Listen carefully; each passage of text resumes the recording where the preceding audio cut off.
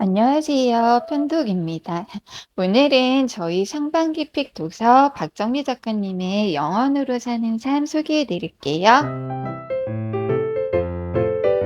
저는 소비를 줄인다면 소득을 줄여도 되고 또 많은 소득이 필요하지 않아도 생활이 가능한 상태가 진짜 자유라고 생각하는 편이라서 원래도 무소비, 무지출, 자급자족 이런 데 관심이 많은데 영혼으로 사는 삶도 좀 처음에 책을 알게 됐을 때는 좀 쉽게 볼 수 있는 무소비 관련 책이나 미니멀리즘 삶에 대한 이런 책이라고 생각해서 좀 편한 마음으로 주문을 했거든요. 책을 읽고 제일 먼저 놀란 건 페이지 수였어요.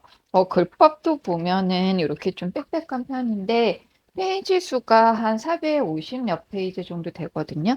보통 무소비 경험담을 담은 책 같은 경우는 좀 두께가 가벼운 책들이 많은데 책이 너무 두꺼워서 '아 영혼으로 사는 삶에 대해서 이렇게 할 얘기가 많을까?' 하면서 책을 읽기 시작했고요. 두 번째로 놀란 건 좀 그런 뻔한 무소비 책이 아니었다는 거였어요.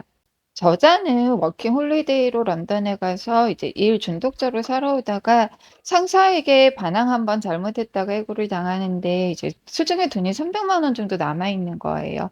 런던도 집값이 비싸기로 워낙 유명한 데다 한 달 월세 150만 원을 내고 나면 남은 돈으로는 2개월도 버티지 못할 거라는 불안함을 느낍니다. 보통 의뢰는 이런 경우에 재취업을 위해서 고군분투할 텐데요. 저자는 뜻밖의 생각을 하게 됩니다. '숨만 쉬어도 돈이 드는 이 대도시의 삶에서 나는 자본주의의 부품으로 평생 돈만 벌다가 죽겠구나. 생존을 위해 필요한 건 딱 세 가지 잠잘 곳, 먹을 것, 교통수단만 해결된다면 돈 없이도 살 수 있지 않을까?' 저자는 이때부터 1년 동안 영원으로 사는 삶을 살아보기로 결심하게 되는데요. 영원으로 사는 삶은 저자가 외국에서 1년 동안 영원으로 살면서 경험한 여행 에세이이자 자연과 인간의 관계, 자급자족하는 삶, 환경오염, 기후위기, 인류애 등 삶에 대한 철학이 담겨 있는 정말 놀라운 책이었어요. 책은 크게 4부 구성으로 볼 수 있습니다.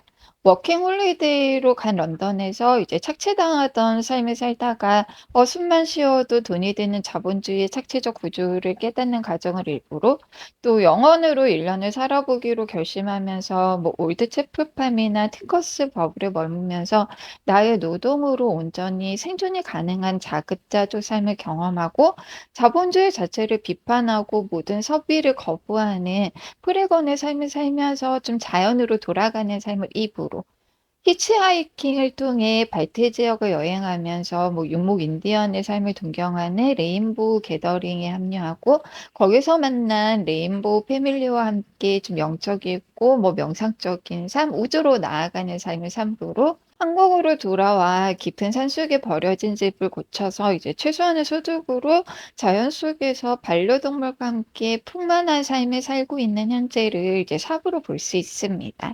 저자는 팅커스 버블에서 극한의 자급자족 삶을 경험하기도 하고 빈집을 무단으로 점거해서 사는 스쿼팅으로 잠잘 곳을 해결하기도 하고 식당이나 마트에서 내놓은 유통기한이 지난 식품을 주워 먹는 스킵 다이빙으로 먹을 것을 해결하기도 하고 다른 사람들의 도움으로 자전거로 이동하거나 히치하이킹으로 이동을 하기도 하고 히피들과 함께 방랑 생활을 하는데요. 저는 이 책을 다 읽고 나서 좀 마음에 제일 남았던 말이 선행 되풀기인데요.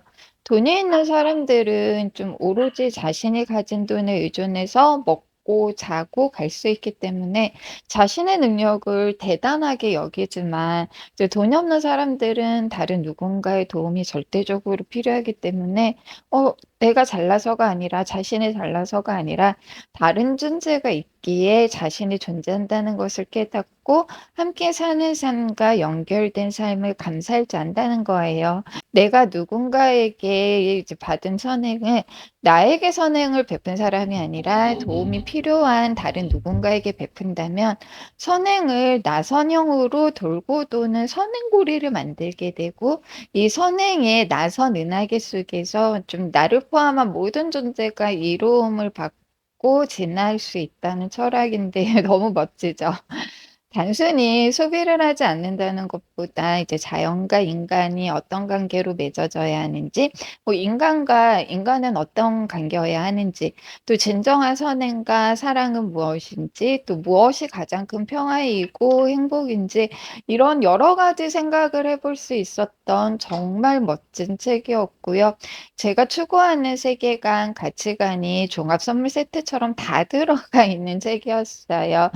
우리 2024년 좀 독서 좀 해 볼까 하시는 분들께 정말 아주 강력 추천하는 책이고요.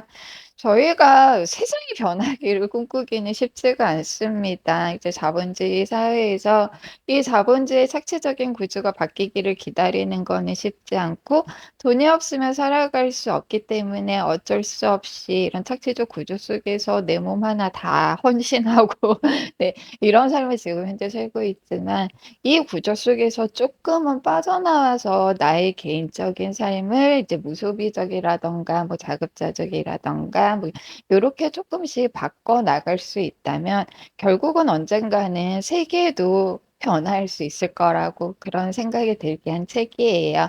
저의 올해 상반기 피기자 인생책 영원으로 사는 삶이었습니다.